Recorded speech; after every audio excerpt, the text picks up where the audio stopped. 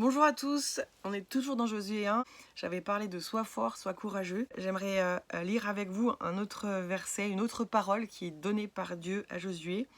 Et c'est celle-ci. Garde ce livre de la Torah sur tes lèvres, médite-le jour et nuit, afin que tu prennes garde à agir selon tout ce qui est écrit. Alors tes entreprises prospéreront et tu réussiras.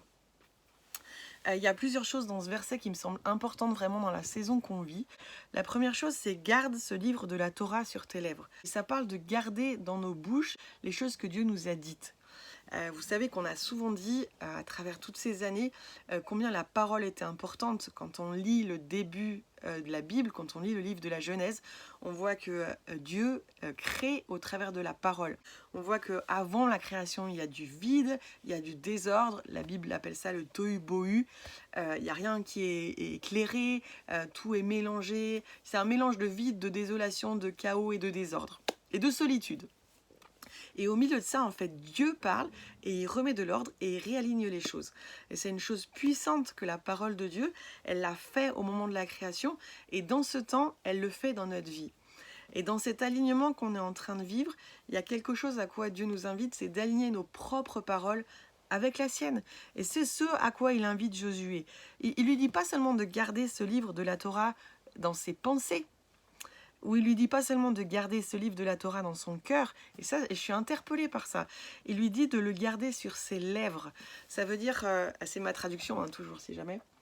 Ça veut dire qu'en fait, il est en train d'encourager Josué à confesser de manière régulière et jour après jour et quotidienne et quelque part permanente, à déclarer les choses que Dieu dit en fait et les choses que Dieu a déterminées, les promesses que Dieu a faites. Ça ne veut pas dire qu'on ne peut pas poser de questions, ça ne veut pas dire qu'il n'y a pas des moments où on a besoin d'être dans une conversation avec Dieu aussi, où on déverse ce qui est dans notre cœur, mais on veut garder notre bouche fixé aussi sur ce que Dieu nous a dit et fixé sur ses promesses. Ça veut dire qu'on veut toujours y revenir. Moi, il y a des moments en ce moment où j'ai besoin d'exprimer mes émotions au Seigneur. Il y a des moments où j'ai besoin d'exprimer mes questions. J'ai des tas de questions. Mais à chaque fois, je veux faire ça. Je veux revenir à ce que Dieu dit et je veux revenir à sa parole. De faire sortir de nos bouches les choses que Dieu dit et les choses que Dieu fait. Qu'est-ce que Dieu dit ? Il dit qu'il y a un avant et un après. Il dit qu'il a voulu nous arrêter dans un style de vie qui n'était pas aligné sur ce qu'il faisait. Il nous dit de nous recentrer, de nous repentir. Il nous dit de changer nos habitudes. Il nous dit de le chercher. Il nous dit de prier. Il nous dit aussi de nous attendre à lui et de préparer ce temps dont on s'approche à Shavuot. Il nous dit aussi qu'il y a une grande moisson qui vient. Il nous dit qu'il veut répandre le salut. Il nous dit qu'il a une histoire qu'il veut écrire dans les nations. Il nous dit aussi qu'il veut qu'on traverse vers la terre promise. Dieu dit des tas de choses dans cette saison. Et j'aimerais vous encourager vraiment à veiller sur vos paroles et à veiller sur ce qui sort de votre bouche et à ce qu'on se dit les uns aux autres et ce qu'on se communique les uns aux autres soit pas juste le fruit de nos angoisses, de nos déprimes, de notre découragement ou de nos incompréhensions. Et encore pire, soit pas juste le fruit de toutes les théories qu'on peut trouver sur Internet ou de tous les avis de tout le monde. Mais est-ce que dans ce temps, le conseil de Dieu peut être le plus important? Le conseil de Dieu, c'est pas juste Dieu qui donne un avis. C'est un peu comme ma mère quand elle me disait quand j'étais petite, elle me disait à mon avis, tu devrais faire ça. Comme tous les enfants, ma compréhension c'était c'est l'avis de ma mère et après j'en fais ce que je veux. En fait, quand Dieu donne son conseil, le conseil de Dieu c'est pas une pensée. Le conseil de Dieu c'est quelque chose qui est déterminé et qui va produire la vie. Et si tu ne le suis pas, au lieu de trouver la vie, tu trouves la mort. On a besoin de se caler et de s'aligner sur le conseil de Dieu. Et il faut que notre parole s'aligne aussi à la sienne pour parler sur les situations qui sont les nôtres ou qui sont autour de nous et pour s'aligner vraiment avec ce que Dieu dit sur elles. Ensuite, la deuxième chose que Dieu dit à Josué, il lui dit « médite-le jour et nuit ». Il y a quelque chose avec les paroles que Dieu dit, avec ce que Dieu dit dans cette saison, avec les promesses que Dieu nous a faites, c'est qu'on n'en a jamais compris d'emblée toute la profondeur. On a besoin d'y revenir encore et encore, et c'est une chose qu'on ne sait pas très bien faire, surtout nous qui sommes plutôt occidentaux. On pense qu'une fois qu'on a entendu les mots et qu'on a compris le sens général d'une phrase, on a tout. Mais en réalité, la manière dont on connaît au sens le plus profond du terme, c'est-à-dire dont on fait l'expérience et dont on reçoit toute la vie qui est dans une promesse ou dans une parole de Dieu, c'est en la méditant. La méditation fait que toute la vie, la substance qui est dans cette parole et la puissance aussi qui est dans cette parole va petit à petit émerger. Et la méditation fait ça. Donc j'aimerais aussi vous encourager à ça. Est-ce que vous avez envisagé déjà de faire un journal, un cahier dans lequel vous pouvez mettre ce que Dieu vous dit à vous, mais aussi rassembler les paroles importantes qui sont dites dans ce temps, les pensées importantes, les promesses importantes que Dieu donne, pour avoir une idée de l'histoire que Dieu est en train d'écrire. Je sens vraiment l'importance de ça dans ces temps. Nous avons besoin de comprendre dans quel sens est-ce que Dieu veut nous amener.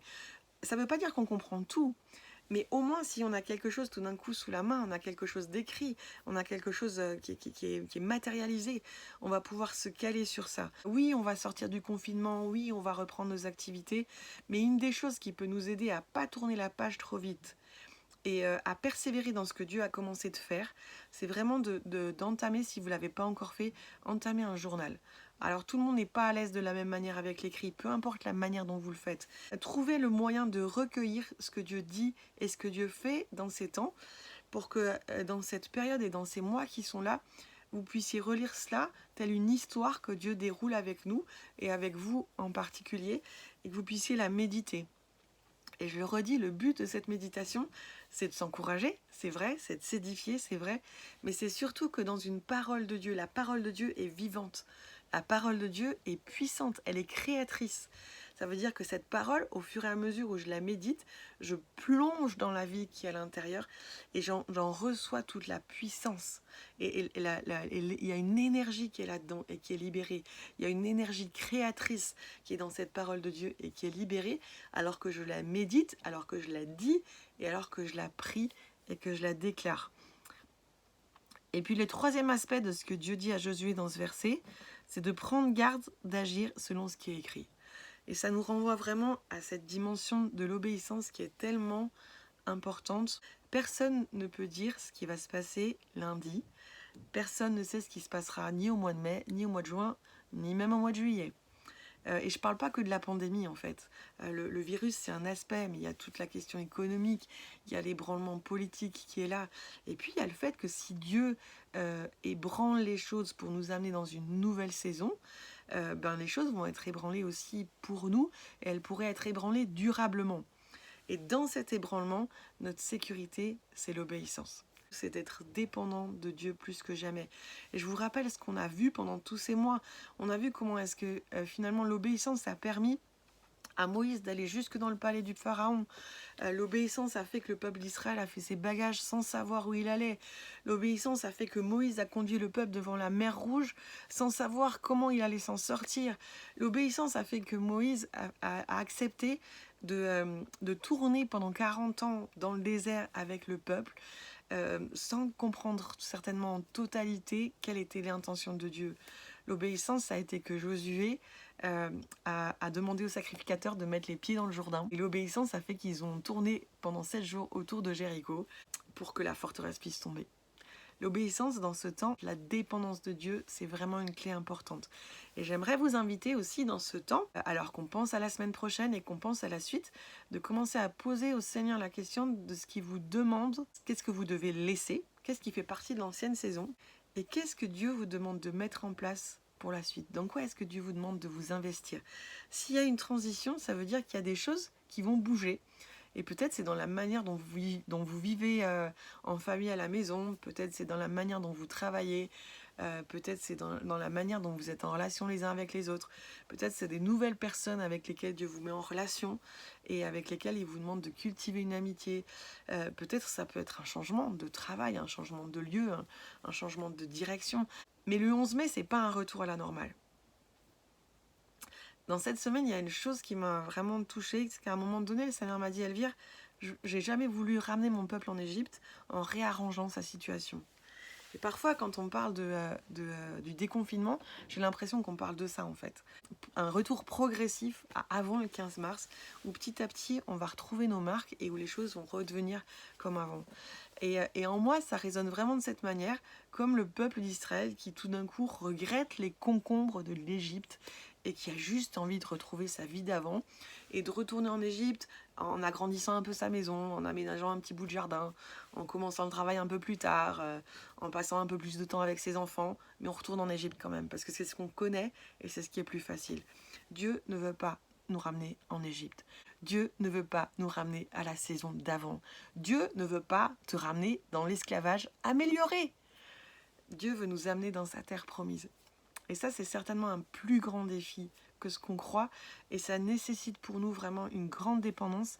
Et ça nécessite pour nous une obéissance pas à pas dans ce que Dieu nous demande. Ça nécessite aussi pour nous de dire au revoir au concombre. Au revoir à l'Égypte. Dans ce qu'elle a de mauvais, mais aussi dans ce qu'on y a apprécié. Alors l'ancienne saison, c'était pas que l'Égypte. Dans l'ancienne saison, on a vécu des belles choses. Et il y a des choses qu'on emmène avec nous. Elles se sont intégrées en nous. Elles font partie de nous. On a appris des choses. Et elles sont des trésors que Dieu nous a donnés et qui sont pleinement partie de notre vie et avec lesquels on va rentrer dans ce qui est devant. Donc je ne suis pas en train de dire que toute l'ancienne saison, c'était l'Égypte. Mais c'est dans l'image et dans le chemin dans lequel Dieu nous conduit, dans cette traversée, il y a quelque chose qu'il faut laisser derrière. Et il y a une Égypte à laisser derrière. Et du coup, il y a aussi un deuil à faire de ce qui est derrière pour rentrer dans une nouvelle chose. Maintenant, avec les nouvelles choses, Dieu a une manière de faire. Nous, on aimerait bien avoir le plan à l'avance, qu'on puisse le dérouler, que Dieu nous explique tout ce qu'il va faire. Et quand on aura compris et qu'on aura pu tout stratégifier et développer, alors on va le faire. Dieu ne nous conduit pas dans le nouveau de cette manière-là. Une des phrases les plus fortes de la rencontre du peuple d'Israël avec Dieu à la sortie d'Égypte quand il est dans le désert, c'est un moment où le peuple d'Israël dit à Dieu « Nous ferons et nous comprendrons ». Et nous on dit « Nous voulons comprendre et après nous ferons ». Mais l'obéissance, c'est pas ça. Il y a un niveau d'obéissance dans lequel Dieu nous invite et qui est « Nous ferons et nous comprendrons ensuite ». Et j'aimerais vraiment libérer cette parole sur nos vies aujourd'hui et dire « Nous allons être un peuple qui va dire ça avec le Seigneur. Nous ferons et nous comprendrons. Nous obéirons et nous comprendrons. » Et dans le nouveau qui est devant nous, Dieu ne va pas nous donner les plans et les stratégies à l'avance. Les dernières fois que j'ai vu que Dieu l'avait fait, ou les dernières fois que j'ai cru que Dieu l'avait fait, ce qui s'est passé, c'est qu'on a saisi un peu de la vision de ce que Dieu nous avait donné, et on a essayé de le faire à notre manière, et on a foiré le truc. Donc à un moment donné, il faut prendre acte, et on est obligé d'apprendre les leçons de ce qu'on a vécu avant. Et aujourd'hui, en moi, il y a quelque chose qui est très ferme. Je ne veux pas juste attraper un petit bout de vision de ce que Dieu me donne et essayer de le fabriquer, de le stratégifier et de le construire à ma manière humaine ou à la manière d'autres humaines et foirer de nouveau les choses. J'ai envie d'entrer dans un nouveau qui est un vrai nouveau, qui me défie, que je ne connais pas et dans lequel je ne peux avancer que par obéissance et qu'avec obéissance, je vais avancer et je vais comprendre. Nous allons avancer et nous allons comprendre. Personne dans le peuple d'Israël ne savait ce qu'il allait trouver de l'autre côté du Jourdain, à part les quelques espions et ceux qui les avaient entendus. Mais ils ont obéi, ils ont avancé, et Dieu leur a permis de rentrer et de conquérir la terre promise. Et c'est ce qui est devant nous aussi. Que le Seigneur nous bénisse et que ça puisse être votre déclaration pour ces jours qui viennent. Nous ferons et nous comprendrons.